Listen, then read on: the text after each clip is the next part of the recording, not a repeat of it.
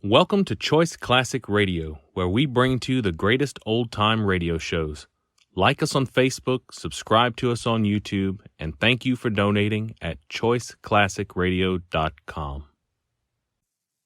This treat that gives you chewing enjoyment presents for your listening enjoyment Edmund O'Brien as Johnny Dollar. George Parker, Johnny. Corinthian Ulrich. Sure, George. How are you? You need an investigator. You take a case for it? I've been sitting here waiting for one. You've got it. Big policy holder on Cape Cod, Mrs. Thomas Harwell. She died from poison. That's rare these days. I'll be over in about 30 minutes. Listen to the rest of it.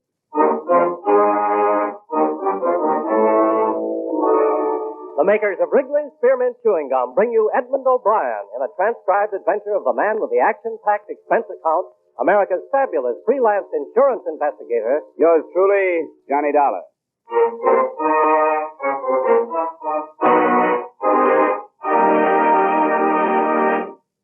Wrigley's Spearmint Chewing Gum refreshes you.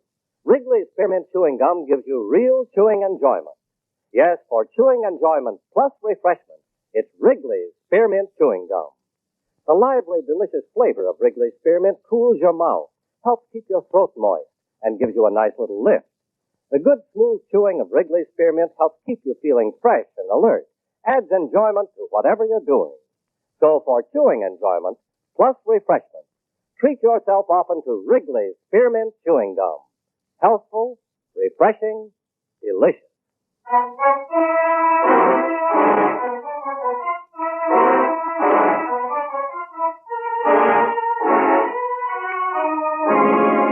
Expense account submitted by Special Investigator Johnny Dollar to Home Office, Corinthian All Risk Insurance Company, Hartford, Connecticut. The following is an accounting of expenditures during my investigation of the Amelia Harwell matter.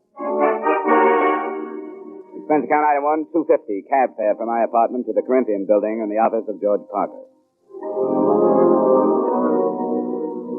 Well, first, do you know the Harwell name? Are they the textile people? That's right. Strange sort of family. Fortune was built by the deceased father. She was his only child. He naturally had wanted a son to carry on the name and the business. So he trained her, Amelia. She took the man's place all her life. How old was she? Something over 70. And did she still head up the business at that age? She took a very active part. What about the poison? I haven't gotten any of the details on that. That'll be up to you. Anything on the surviving family? Yes. I have it here.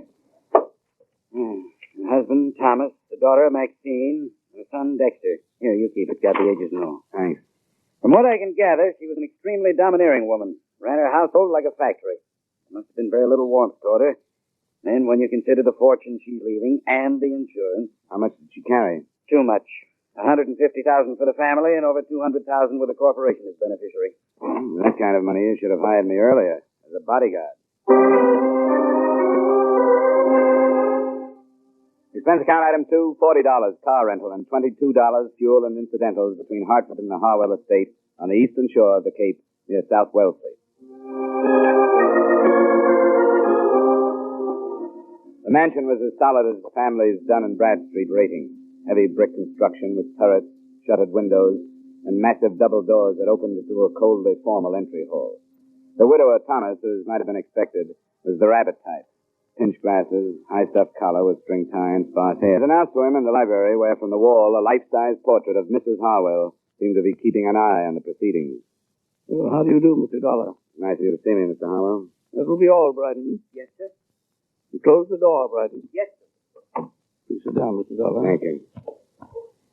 Well, these things are always hard to start, Mr. Harwell. I'm accustomed to bluntness, Mr. Dollar. Besides, I've talked about Mrs. Harwell for almost 50 years. I see no reason to hesitate now, because she's dead. She was poisoned, you know. Yes, I'd heard. But I don't think she minded. You don't think she minded? Mrs. Harwell was an invalid. She had a very short time to live. I didn't know that. Well, very few people did. She hardly admitted it to herself. Mrs. Harwell was a very strong woman, one who despised weakness, yet made everyone around her weak. Neither of these points have been released to the papers, the illness or the poison? No. Due to a friendly gesture by the police, she's been spared notoriety. She wouldn't like it to be known, so it isn't. Was she in pain, Mr. Harwell? She never told me. Do you think she could have taken the poison herself? I hardly think so. That would have been an admission of defeat. I see. Do you have any idea how she could have gotten the poison, then? You're asking me if I suspect the children. You're finding it difficult to do so. Is that correct? It's hardly a pleasant thing to bring up. The time for delicacy is past. I'm afraid I don't approve of my daughter or my son at all. Oh? They're the worst sort of rich men's children. Or rich women's, I should say. I was never allowed to be their father. All they've had is a mother. They have no gumption, no ambition. They've been overly educated and have developed nothing but insatiable lust for their mother's money. And it's too late to change them. Without it, they could not exist. I understand they live here. They do. I shall have Bryden call them to the drawing room if you wish. That won't be necessary right now. What about the servants? Well, there are 8. Mrs. Harwell settled a small amount on each, but unfortunately they are above suspicion. They're common people, and as a result, good. Did Mrs. Howell have a nurse? She wouldn't hear of it. Well, certainly a doctor, then. Yes, Dr. Stevens in the village. Thanks, Mr. Howell. I won't take up any more of your time. You're welcome any time, Mr. Dollar. Please give Dr. Stevens my regards.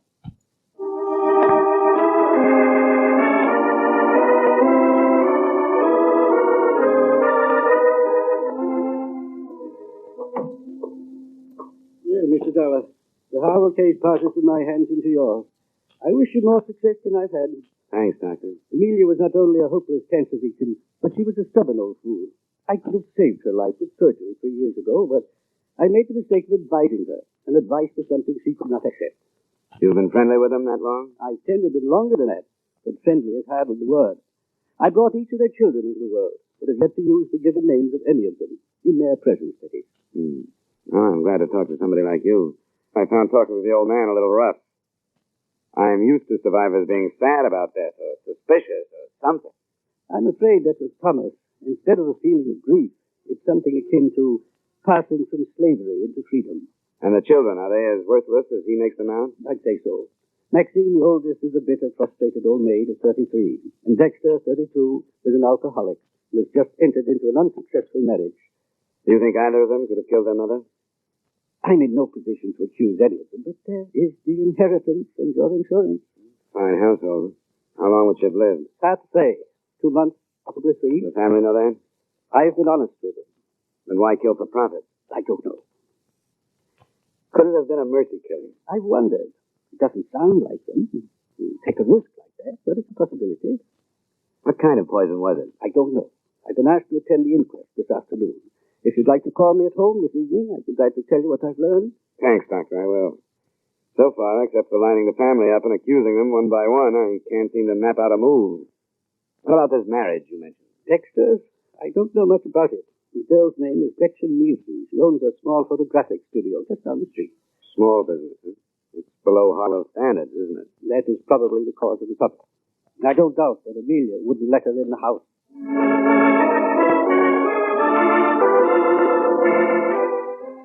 Through the plate glass window of the studio, Gretchen Nielsen looked like a girl anyone would enjoy having around the house. She lived up to her Nordic name, fine straight features, warm blue eyes, the look of strength about her. I got her home address and knocked at the door of a small house 15 minutes after she arrived home that evening.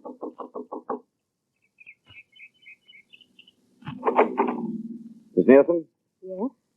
I guess I should have said Mrs. Harwell. My name is Dollar. I'm an insurance investigator working on the elder Mrs. Harwell's death. I'd like to talk with you. Well, I don't know anything about it. Why have you come here? Because I haven't found any place else to go. I'd rather not talk to you. Why not? There are things you don't want to say? All right. Come on in. I'm surprised I haven't been questioned before this. The police haven't started yet. Probably why you haven't.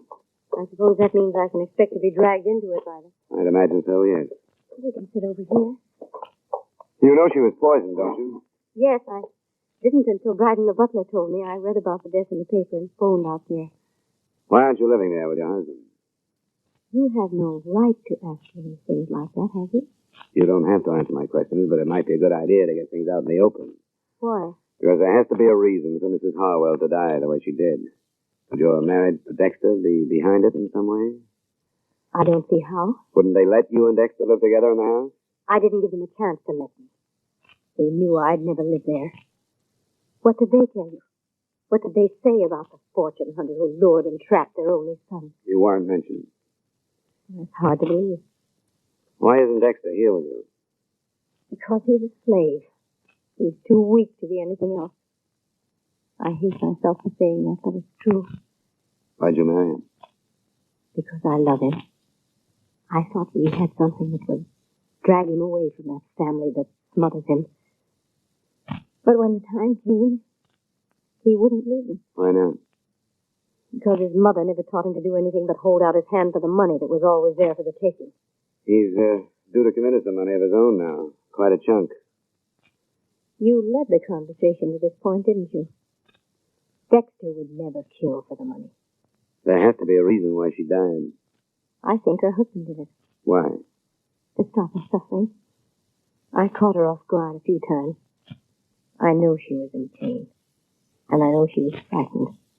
Probably for the first time in her life. I think he knew that too and wanted to help. That could be. First you sounded like you hated her. Now you don't. I feel sorry for her. Because she made so many mistakes. And now she's dead and there's nobody to correct them.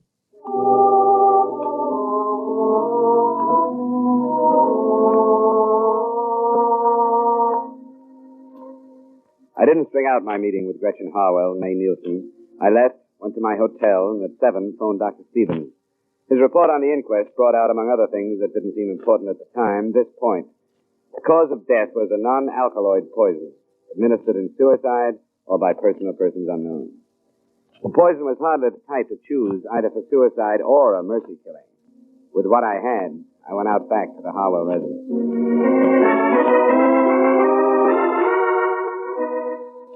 I'm sorry, sir. Mr. Harwell has retired. Is the rest of the family out? Yes, sir. I wonder if you'd tell them that I'd like to see them. Very well, sir. If you'll wait in the library, I'll tell them you're here.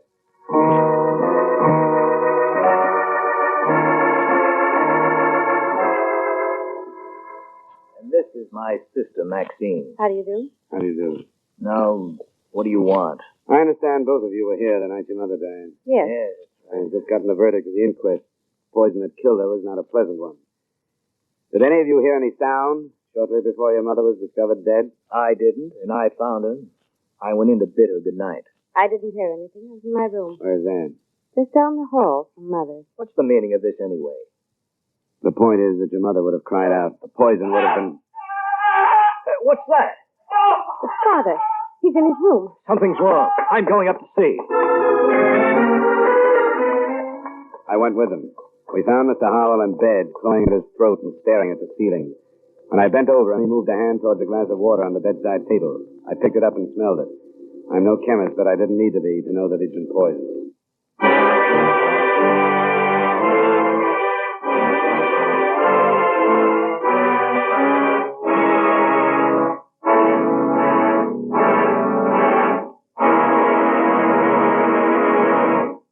Friends, wherever you are, whatever you're doing, you'll enjoy chewing Wrigley's Spearmint Gum.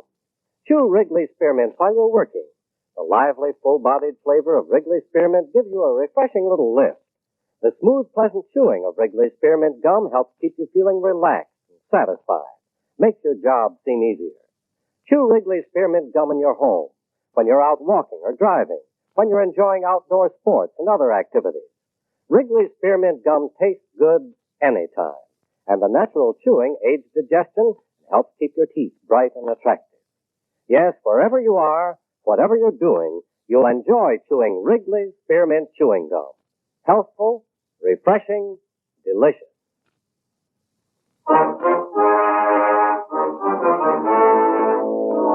And now, with our star, Edmund O'Brien, we bring you the second act of yours truly, Johnny Dollar.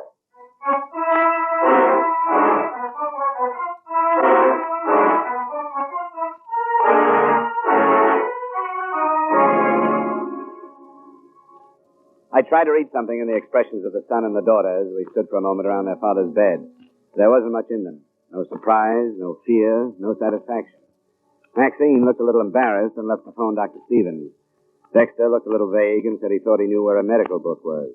And I was left alone with Thomas Harwell. I'm all right. I'm all right. Call him back, Mr. Dollar. I'm all right. I won't die. Of course you won't. I'm all right. How much water did you drink? Not very much. I was so thirsty, too. But I think I smelled it. And when they said, I felt a terrible burning in my throat. I could hardly breathe. Who would do this to me? I was hoping you could tell me, Mr. Harwell. We won't talk about it now. Dr. Stevens is coming out to have a look at you. I'm glad he's been called. He's my friend. Anything I can do for you in the meantime? No, thank you. I'm going to be all right. I'm not ready to follow Amelia. I'm not ready yet.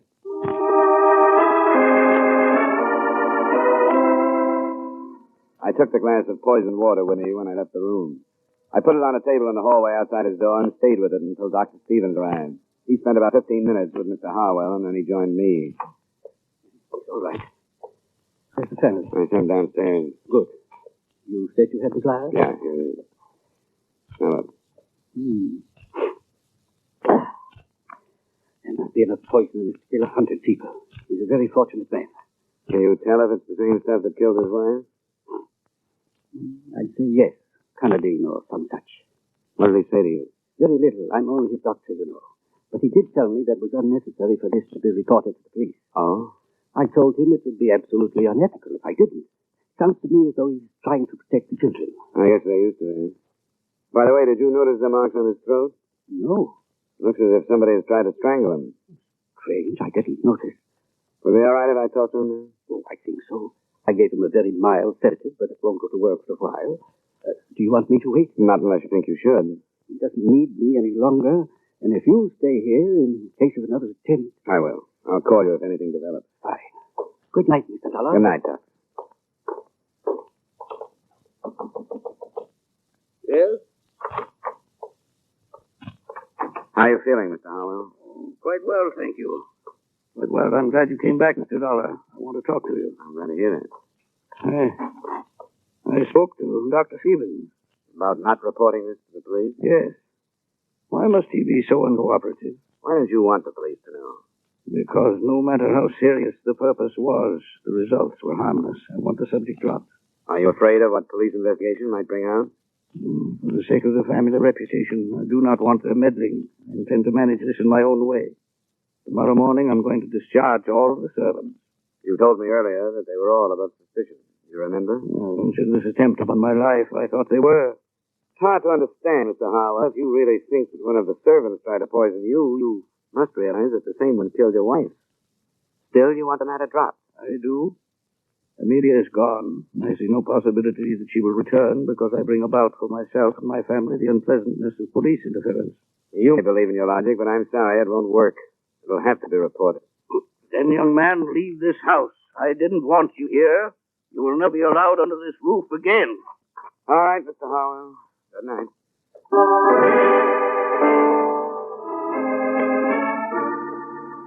I picked up my glass of evidence again and started downstairs. When I got to the entry hall, I heard voices and looked into the library to see the children, Maxine and Dexter.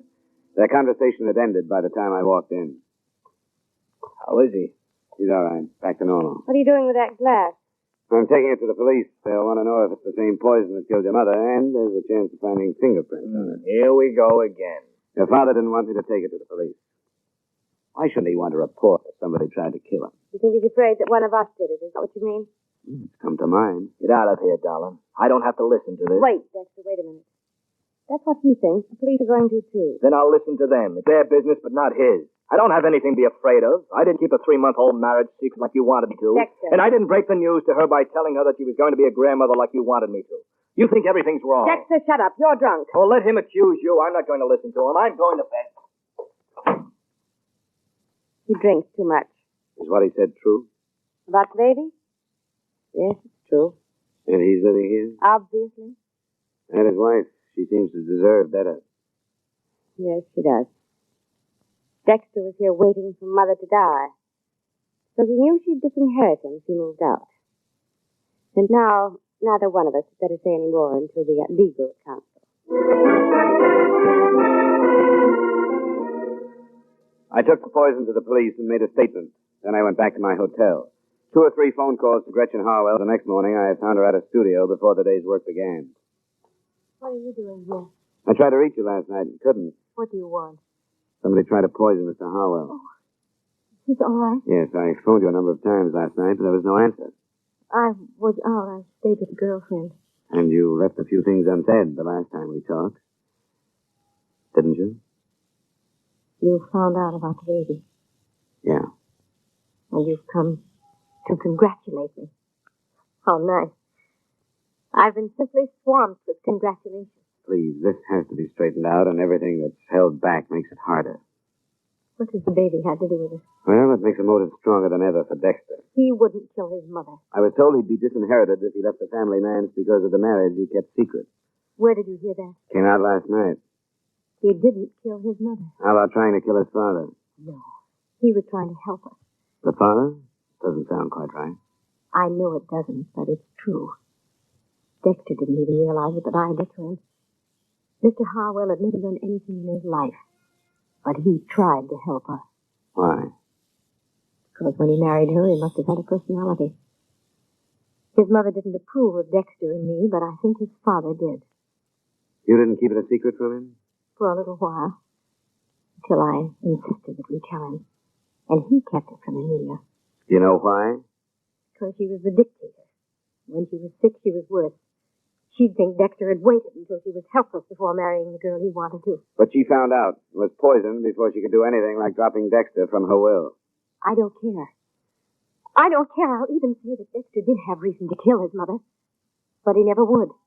And not his father. You aren't trying to protect him, are you? Of course I'm not. I don't care how much I love him. I wouldn't want him if he were a murderer.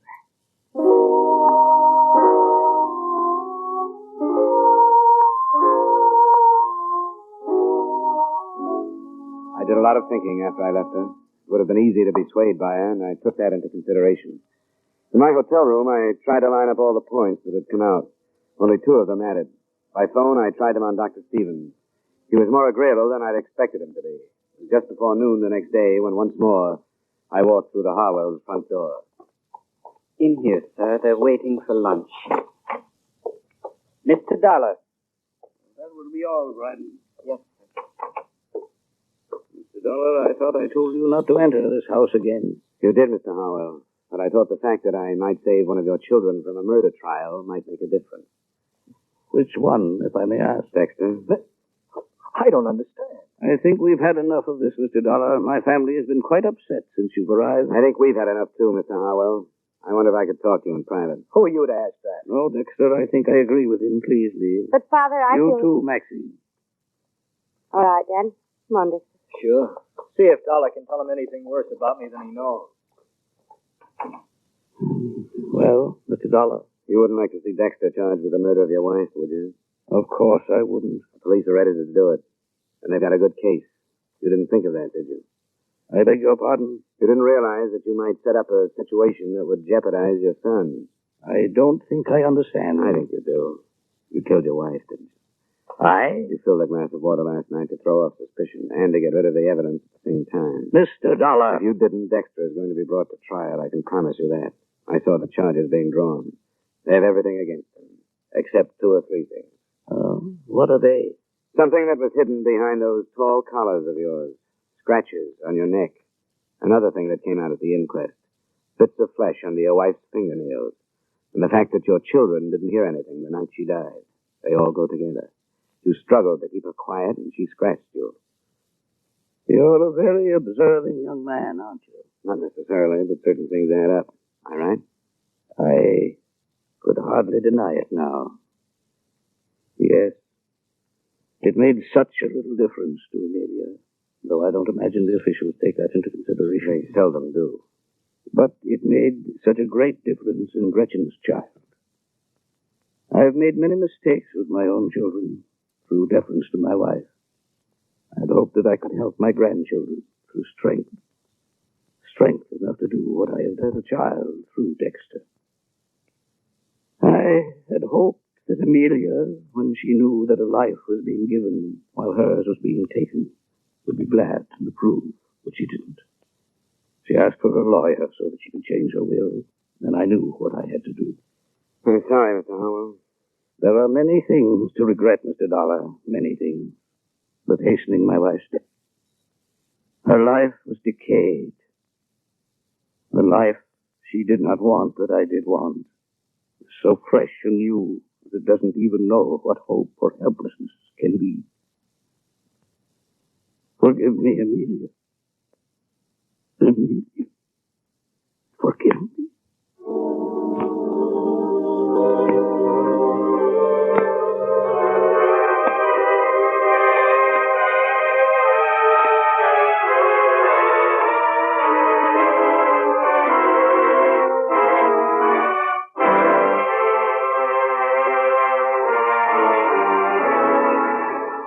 Expense account item 3, miscellaneous, $35.85. Item 4, same as item 2, transportation back to Hartford. Expense account total, $122.35. Yours truly, Johnny Dollar.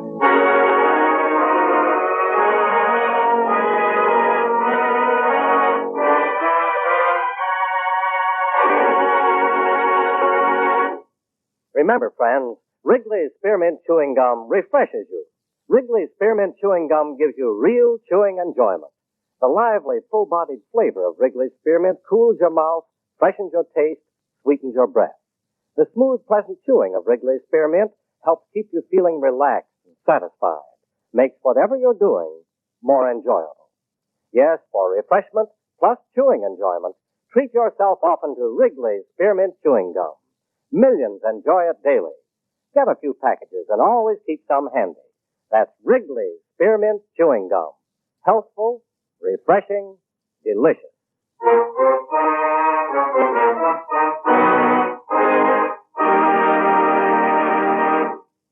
Yours truly, Johnny Dollar, brought to you by Wrigley's Spearmint Chewing Gum, stars Edmund O'Brien in the title role and is written by Gil Dowd with music by Eddie Dunstetter.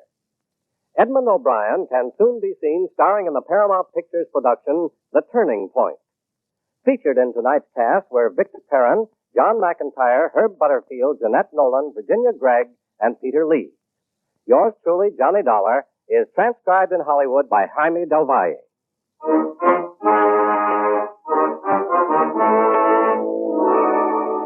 The makers of Wrigley's Spearmint Chewing Gum hope you enjoyed tonight's story of Johnny Dollar and that you're enjoying delicious Wrigley's Spearmint Gum every day.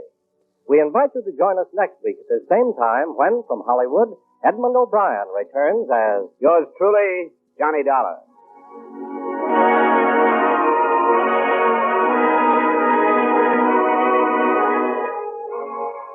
This is the CBS Radio Network.